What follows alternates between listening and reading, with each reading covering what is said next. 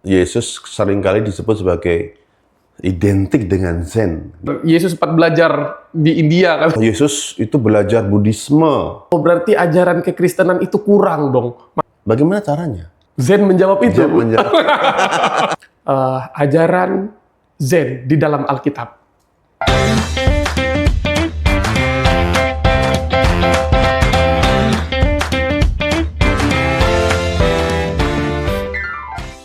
Shalom, terima kasih sudah klik video ini. Selamat datang di YouTube channel Radio Ikat bersama dengan saya Gabriel Barnabas Kawet. Saat ini kita ada dalam program podcast Sikip dan telah hadir bersama dengan saya Bapak Pendeta Dr. Tri Untoro, Magister Teologi, salah satu dosen di STT Ikat yang mengajar mata kuliah Bahasa Yunani dan Sistematika Teologi. Namun, di video kali ini kita tidak akan membahas bahasa Yunani, kita tidak akan membahas mata kuliah Sistematika Teologi, tapi kita akan membahas sesuatu yang mungkin sangat jarang dibahas di dunia teologi, yaitu filsafat Zen. Dan lebih dalam kita akan melihat tentang apakah ajaran-ajaran Zen ini ada di dalam Alkitab. Selamat pagi, Pak dosen. Pagi, selamat pagi. Piye kabare? Baik. Puji Gusti. Ya, Pak Tri adalah dosen yang juga sangat concern mempelajari tentang filsafat Zen ini. Pak Tri, apa sebenarnya filsafat Zen ini? Mungkin penonton kita masih kurang umum atau kurang mengetahui tentang filsafat Zen ini. Pak Tri mungkin bisa jelaskan tentang apa itu filsafat Zen? Ya, selamat pagi. Apa saya panggilnya Pak? Teman-teman, saudara-saudara. Teman-teman bisa, saudara-saudara bisa. Iya, saudara-saudara ya, teman-teman. Yang penting jangan putu-putu. Ya, filsafat Zen ya, sering kalau di dalam buku-buku filsafat sering disebut sebagai filsafat Timur, Ya. gitu ya. Disandingkan dengan Hindu, Konfusianisme ya kan, tetapi sebenarnya Zen ini adalah sebuah bagian dari Buddhisme, gitu ya. Kalau dalam Buddhisme itu kan ada beberapa aliran ya. Nah, ini adalah salah satu aliran Mahayana yang kalau kita melihat itu lebih cenderung kepada praktek, gitu, praktek. Makanya ini berkembang, kalau Zen ini sebenarnya berkembang di Jepang, gitu ya. Dan di sana di dalam ajarannya itu menekankan tentang bagaimana dia bisa lebih kepada praktek meditasi, gitu ya, dan mengenal juga akan hal-hal yang memang sumbernya tetap Buddhis, gitu. Sumber ajarannya tetap Buddhis. Oke. Gini Pak Tri, apa yang membuat Pak Tri tertarik sekali mempelajari tentang filsafat Zen ini sangat dalam? Bahkan saya dengar Pak Tri akan menulis satu artikel ilmiah begitu tentang Zen di dalam Alkitab. Kurang lebih seperti itu variabelnya Pak ya. Apa tuh Pak? Ya, memang sekarang ini kan sedang tren gitu ya. Ada kalau di dalam filsafat sendiri ada Stoik, ya, tapi sebenarnya Zen lebih tua dari Stoik. Ya, Zen lebih dulu ada dan lebih, kalau saya bilang lebih matang. Karena lebih tua, Lebih tua. Tapi kalah dengan Stoik. Stoik lebih banyak pengikutnya kayaknya. Ya. Daya tariknya lebih. Karena di Zen ini kan memiliki latar belakang Buddhisme, jadi lebih kepada agama, gitu, lebih kepada agama. Tapi sebenarnya kalau kita mengacu kepada Buddhisme sendiri, walaupun sebuah agama memang dia non-teis, ya kan, tidak menyembah kepada Tuhan tertentu, gitu, sehingga sering digolongkan sebagai sebuah filsafat, begitu, sehingga kita bisa mempelajari Zen ini bukan dilepaskan dari Buddhisme karena tetap mengakar pada Buddhisme, tetapi bisa dipakai sebagai sebuah alat, gitu, untuk kita mengerti, memahami tentang realitas. Oh, keren. Gitu ya. Realitas itu mungkin bisa dijelaskan lebih dalam, realitas Pak? Karena kan Buddhisme memang disebut dengan agama yang menitik beratkan pada pencerahan, ya kan? Kita ingat bahwa Buddha adalah tokoh yang tercerahkan. Kata Buddha sendiri kan tercerahkan ya artinya. Jadi dia memahami benar tentang apa itu realitas, apa itu yang sebenarnya ada, begitu ya. Yang nyata begitu. Yang ya? nyata, gitu. Tentang misalnya konsep-konsep tentang kenapa kita takut, kenapa kita khawatir, ya kan? Apa sumbernya, ya kan? Kalau orang Kristen kan semua sumbernya dosa. Benar. Tetapi dalam dunia psikologi sendiri kan ada kan sumber-sumber dari semua gejala-gejala. Dan Buddhisme ini mengajarkan sesuatu yang menurutku lebih gampang untuk kita pahami, mengerti dengan memahami realitas itu, realitas hidup. Nah, ada nggak Pak yang Pak Tri temukan perbedaan antara ajaran kekristenan dengan ajaran Zen yang sehingga membuat Zen dan kekristenan itu tidak bisa bersahabat, atau justru yang Pak Tri temukan ajaran Zen ini bisa kita terapkan karena poin-poinnya tidak bertabrakan dengan ajaran Kristen, gitu. Ya, memang secara ajaran sangat beda, karena ini kan dua agama yang berbeda, yang memiliki latar belakang beda. Zen sendiri titik fokusnya kepada pencerahan diri, kekosongan, gitu, mindfulness, sedangkan kekristenan lebih kepada teosentris dan kristosentris, ya, di mana kehidupan itu harus berpusat pada Kristus, tidak boleh mengabaikan Kristus dalam setiap kehidupan kita. Ini agak sedikit perbedaan, gitu. Kalau kita di Zen, itu seolah-olah kita mengabaikan Allah, begitu. Allah, walaupun Buddhisme sendiri tidak menolak adanya Tuhan, ya, tetapi mereka mengabaikan. Artinya bahwa dia berfokus kepada diri kita. Bagaimana kita bisa membudidayakan diri kita untuk mencapai, ya, kalau di Buddhisme itu namanya melepaskan diri dari penderitaan, begitu. Ya. Penderitaan, ya. Nah, gini Pak, ada nggak sih ajaran-ajaran di Zen ini yang menjadi dasar utama dan bisa kita lakukan dalam kehidupan sehari-hari? Kan kalau di stoikisme itu kan ada kan tentang hal yang bersifat eksternal dan internal. Jadi kita harus berfokus pada hal-hal yang bersifat internal. Kalau eksternal itu di luar kendali kita. Jadi kita fokus pada hal-hal yang bisa kita kendalikan. Orang-orang yang menjelekkan kita itu di luar kendali kita. Yang ada dalam kendali kita adalah kita sabar gitu, tidak melakukan hal yang sama seperti orang yang berbuat jahat kepada kita. Itu dalam stoikisme. Nah, kalau dalam ajaran Zen itu sendiri, apa saja Pak nilai-nilai yang bisa kita lakukan dalam kehidupan sehari-hari gitu? Kalau di Zen itu kan terkenal dengan istilahnya mindfulness. Ya, kan? Sadar, gitu. Sadar. Artinya bahwa kehidupan kita itu harus sadar, gitu. Sadar penuh dalam kehidupan ini. Oleh karena itu seringkali yang menjadi platform atau apa itu istilahnya, tagline-nya adalah hidup saat ini. Nah, hidup saat ini menjadi sebuah gaya hidup yang mengharuskan mereka penganut Zen ini untuk memahami, sadar apa yang sedang terjadi, apa realitas yang sebenarnya, begitu. Mengatakan bahwa ini HP, selesai, itu HP, gitu. Tidak kebawa kepada yang disebut dengan ilusi. Nah, seringkali kan kita secara tidak sadar kita itu larut dalam ilusi. Sebenarnya bukan sesuatu yang sebenarnya terjadi, tetapi itu adalah ilusi. Nah, Zen mengajarkan bagaimana kita bisa sadar penuh, gitu. Sadar penuh. Nah, itu gimana prakteknya tuh biar mampu sampai di sadar penuh itu bagaimana? Kan pasti ada tahapan-tahapannya kan, Pak? Nah, kalau di dalam Zen itu kan ada teknik meditasi. Ya kan? Memang bersumber kepada Buddhisme, tidak. Kalau di Jepang sendiri disebut dengan Zazen, gitu ya. Meditasi bagaimana kita membawa pikiran kita itu sadar. Meditasi bukan mengosongkan diri, mengosongkan pikiran, bukan. Tetapi sadar akan kondisi saat ini. Itulah makanya biasanya kalau meditasi Buddhis itu bisa dilakukan dengan cara apa saja.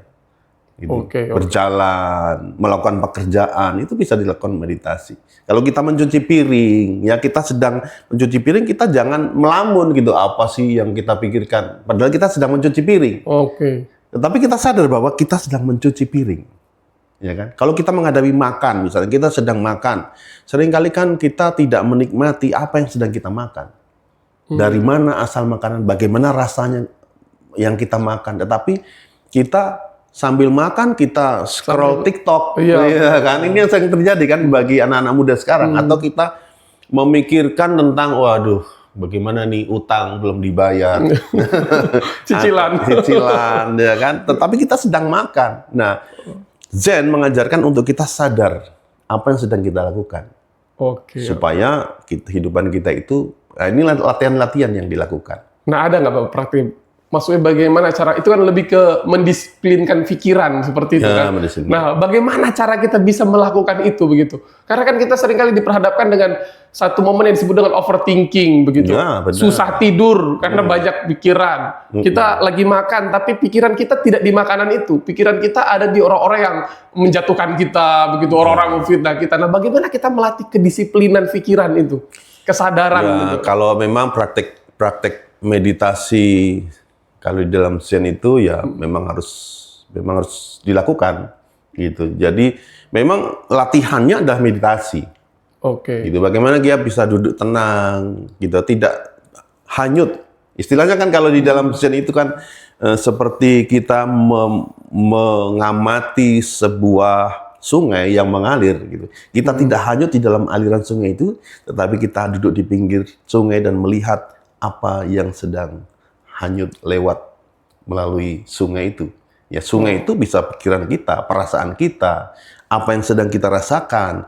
Kita tidak larut dengan apa yang sedang kita rasakan. Kita sadar bahwa saya sedang mengalami sebuah emosi tertentu misalnya. Ya kan? Ketika kita marah, seringkali kan kita larut di dalam kemarahan. Tetapi dalam praktek Zen dengan meditasi kita bisa mengerti bahwa oh, saya sedang marah. Kita melihat arus yang sedang lalu di sungai itu. Nah, meditasi ini kan berarti kita duduk begitu Pak ya, diam begitu. Kebanyakan begitu. Ya, kebanyakan meditasi dilakukan dengan duduk diam. Tetapi sebenarnya meditasi Zen itu meditasi berjalan dilakukan dengan berbagai macam. Nah, tapi gini Pak, meditasi dalam Zen ini Pak bertentangan nggak sih sebenarnya dengan ajaran kekristenan yang berdoa saat teduh? Ada nggak perbedaannya atau sama begitu? Esensinya sebenarnya berbeda. Ya, esensinya berbeda. Bukan, tetapi bisa dilakukan metodenya. Gitu. Kalau kekristenan kan ketika dia meditasi, dia harus menyadari bahwa Allah hadir di tengah kehidupan kita. Gitu kan? Allah sedang bekerja. Kita sedang memikirkan bagaimana kebaikan Allah. Kita bergantung penuh kepada Allah. Sedangkan kalau Zen memang bagaimana kita bisa memfokuskan diri kepada diri kita, begitu, menyadari batin kita. Sebenarnya tidak masalah dengan kita menyadari batin kita, tidak masalah dengan kita menyadari perasaan kita, ya kan? Tetapi tetap saja kita harus menyadari juga bahwa ada Allah di dalam kehidupan kita. Itu yang perbedaan yang harus kita pahami. Gitu. Tapi perbedaan itu bukan membuat kita untuk anti dengan Zen, begitu Pak ya? Tapi itu semacam apa? Tambahan untuk melakukan metodenya. Metodenya. Metodenya bisa digunakan. Karena mungkin netizen bisa berpikir seperti ini. Oh, berarti ajaran kekristenan itu kurang dong. Makanya kita harus tambahkan ajaran dari Zen. Kan pikiran kita bisa sampai ke situ, Pak. Ya, tidak kurang apapun karena Kristus adalah center. Mantap. Gitu kan. Selesai ini kalau udah kayak gini. Ya, karena kekristenan itu kan masalah kekristenan apa? Dosa. Kristus sudah menyelesaikannya. Selesai. Iya kan? Tetapi dalam kehidupan sehari-hari seringkali kita sebagai orang Kristen itu kan hanyut di dalam perasaan kita, emosi kita. Walaupun Kristen mengajarkan kalau marah jangan sampai matahari terbenam. Bagaimana caranya? Zen menjawab itu. Iya. Pak, bagaimana Pak? Bapak melihat tentang cerita-cerita Yesus begitu bersama dengan murid-muridnya, cerita-cerita Yesus dengan orang Samaria, dengan orang Saduki, dengan ahli Taurat. Nah, dalam perjalanan pelayanan Yesus di bumi itu, adakah yang Bapak temukan, wah ini dilakukan juga sama Zen, wah ini ada nih, apa saja begitu Pak? hal-hal yang Yesus lakukan dan ternyata nilai-nilainya itu ada juga dalam ajaran Zen. Sebenarnya Yesus seringkali disebut sebagai identik dengan Zen, gitu. Walaupun apa yang dilakukan Yesus itu sebenarnya bukan Zen, Oke. karena Yesus bergantung penuh kepada Bapaknya. Wow. Iya kan? Dalam setiap kehidupannya dia selalu mengkonekkan dirinya dengan Bapa. Ya, Kehendak sehingga Bapa. segala kontemplasi yang dilakukan adalah mengenai hubungan dengan Bapa. Jadi sebenarnya tidak ada relasi antara Yesus dengan Zen, tidak ada relasi, gitu ya. Makanya kalau kita mengatakan wah Yesus itu belajar Buddhisme, ya kan? Ada kan itu kan isu-isu itu kan? Benar, Yesus sempat belajar di India katanya. Iya, belajar ada di bukunya India. tuh. Iya, ada. Tetapi ajarannya, nah ajarannya itu sebenarnya dikagumi oleh penganut Zen, orang-orang dalam Buddhisme. Oke. Itu tokoh-tokoh Buddhisme mengagumi ajaran Kristus sebagai suatu ajaran yang sempurna, begitu. Adakah buku yang menjelaskan tentang hal itu, Pak? Buku-buku tentang Zen yang menunjukkan kekaguman mereka kepada ajaran Yesus. Ada seorang tokoh Zen terkenal di Thailand. Ya kalau kamu pernah baca namanya Thich Nhat Hanh. Kalau saya tidak salah sebut ya. Dia ini adalah seorang tokoh yang sangat dekat dengan kekristenan. Tapi bukan Kristen agamanya. Tapi bukan Kristen, dia adalah seorang Zen. Nah, dia menulis buku, ada salah satu buku yang disebut dengan Going Home. Going Home itu kalau kita baca, bahkan ada buku-buku yang lain, tapi salah satu buku Going Home di situ mengajarkan bagaimana dia membandingkan, menyandingkan kalau Buddha itu pulangnya kemana, kalau Kristen pulangnya kemana, gitu. Rumah. Jadi kita itu membutuhkan bagaimana kita itu pulang ke rumah kita, gitu. Kalau di dalam Buddhisme, sangga itu adalah wihara lah, begitu ya. Rumah mereka, tempat mereka pulang itu adalah ke situ. Gitu. Nah, bagi kita, apakah gereja itu menjadi tempat pulang? Atau Yesus menjadi tempat pulang? Gitu. Bagaimana kita? Nah, dia mau menyandingkan. Dia seorang tokoh yang tidak antipati dengan Kristus karena dia justru sangat mengagumi pengajaran-pengajaran Kristus, tetapi memang Buddhisme tidak mengakui adanya Allah, karena dia juga menyebutkan Tuhan, tetapi mereka tidak bergantung pada Tuhan. Hidupnya adalah bagaimana dia mendapatkan pencerahan. Bedanya di situ ya, dalam kedudukannya berbedanya di situ. Oke. Pak, Bapak bisa kasih ke penonton kita beberapa poin tentang mengapa kita harus belajar tentang Zen? Sebenarnya orang Kristen tidak perlu juga belajar tentang Zen. Ya, tapi butuh referensi tambahan kan? Bukan. bukan referensi tambahan. Ya, tetapi saya melihat sesuatu yang unik ya, bahwa ada pengajaran-pengajaran Zen itu yang bisa digunakan untuk merefleksikan itu atau untuk memperkaya apa yang dikatakan oleh Yesus. Pemahaman kita, secara reflektif, pemahaman kita bisa diperkaya melalui Zen. Walaupun kalau kita belajar, karena kita seringkali begini, belajar kekristenan itu tidak dalam. Ya kan? Kita sebagai orang Kristen di gereja kita diajarin apa? Berdoa, baca Alkitab. Tetapi membaca Alkitab kita tidak diajarkan bagaimana kita memahami Alkitab. Ya kan? Harus masuk ke STTIK itu. Nah, kita hanya kalau di gereja itu kan hanya disuruh berdoa, baca Alkitab. Iya kan? Walaupun kita percaya ada Roh Kudus yang membimbing kita. Ya, tetapi bagaimana kita mendekati, kalau di dalam Zen itu kan memahami realitas. Nah, kita mendekati sumber-sumber atau asal-asal ketakutan itu apa sebenarnya? Gitu, kekhawatiran itu apa sebenarnya? Ya seperti di Matius 6 itu kan? Iya. Ayat berapa itu? Yang mengatakan jangan khawatir. Yesus mengatakan jangan khawatir. Ajaran khotbah Yesus di bukit. Iya. 25-34 kalau nggak salah. Oke. Itu kalau kita mau lihat dengan kacamata Zen, kita bisa memahami walaupun memang ada kontras yang sangat besar di situ antara bagaimana Zen memahami kekhawatiran dengan Yesus mengajarkan kekhawatiran. Beda, memang agak beda. Tapi ada simpul yang bisa kita lihat ketika Yesus mengatakan kesusahan sehari untuk cukup untuk sehari.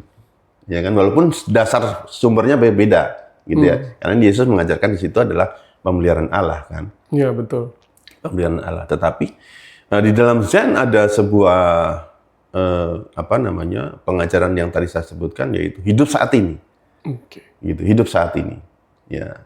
Jadi itu kalau kita mau sandingkan ya bisa-bisa saja. Gitu. Cocok-cocok Ya, bukan cocok logi, tapi kita bisa melihat bagaimana sih cara kita untuk tidak khawatir, walaupun nanti Yesus penekanannya ada tambahannya. Ya. Tetapi ada sesuatu yang kita bisa reduksi dari ini ke dalam ajaran Zen. Oke. Sangat luar biasa ya. Mungkin ada pertanyaan-pertanyaan yang muncul dalam benak penonton YouTube channel Radio Ikat. Jadi kalau ada pertanyaan bisa tulis di kolom komentar dan bisa kita buat video part 2 kayaknya ini Pak Tri. Kalau misalnya banyak yang tertarik dan banyak yang bertanya, pertanyaan-pertanyaan itu nanti akan kita bahas di video lanjutan setelah video ini. Terakhir Pak Tri, ajaran Zen di dalam Alkitab. Nah, sebenarnya yang saya fokus itu adalah bagaimana kita menafsirkan Alkitab dengan kacamata Zen. Bagaimana kita bisa menafsirkan Alkitab dengan kacamata Zen? Apakah boleh? Kalau di dalam metode penelitian ilmiah bisa, gitu kan? Metode eksistensial fenomenologi, misalnya, atau reflektif eksistensial, ya kan? Itu sudah dilakukan kan oleh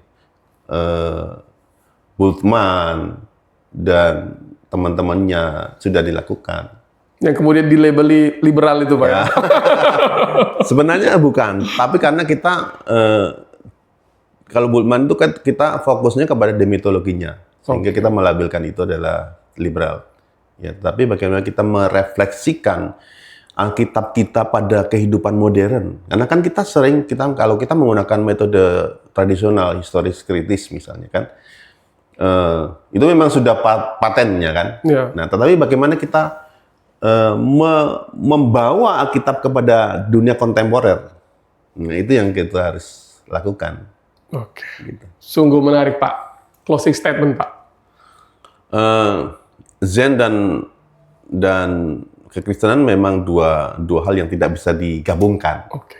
Ya, tidak bisa digabungkan. Tapi kita bisa melihat keduanya memiliki gaya, ya, yang bisa saling bantu, gitu ya, saling bantu. Kalau kekristenan memahami ketakutan, bagaimana Zen memahami ketakutan? Wow. Terima kasih teman-teman, sahabat Radio Ikat sudah menyaksikan video ini sampai habis. Jangan lupa like, comment, dan subscribe channel ini. Dan saya sangat berharap sekali konten ini mampu menghantarkan teman-teman untuk bereksplorasi dalam pikiran, menciptakan pertanyaan-pertanyaan tentang Alkitab, tentang Zen. Dan kita akan buat video part 2. Terima kasih Pak Tri. Sama-sama. Tuhan Yesus memberkati. STT Ikat. Salam Sikip.